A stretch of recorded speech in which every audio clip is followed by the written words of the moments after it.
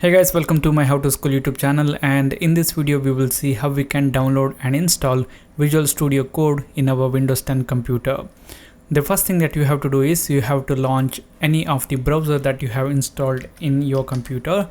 I have Google Chrome, so I'm gonna launch that, and here in this search bar let us search for Visual Studio Code, and after that hit the enter button and you guys can see the result. And the first result is code.visualstudio.com. It is the official website of Visual Studio Code. So we will click on this link and we will open up the website, and here you guys can directly see the download for Windows option because I'm using Windows.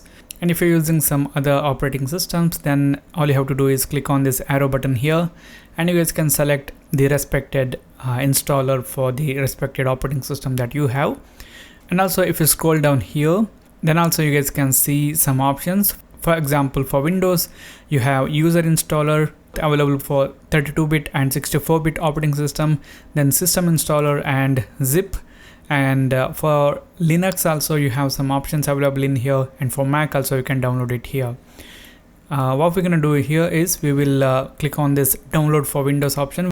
So I'm going to click on this download for Windows, and it will take us to this page where you guys can learn a bit about the Visual Studio Code, and the download has started.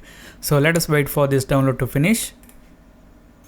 Okay, now the download has finished. Let us open up the folder where we have saved this download. I'm gonna click on this show in folder, which is normally the downloads folder. And to install this, I have to double click on this.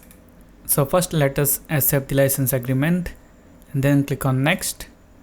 And I'm not gonna change the path where it will install it.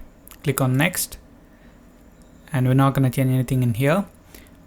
And then click on next. And here I want a desktop icon, and other than that I want it to add the path, which is already selected.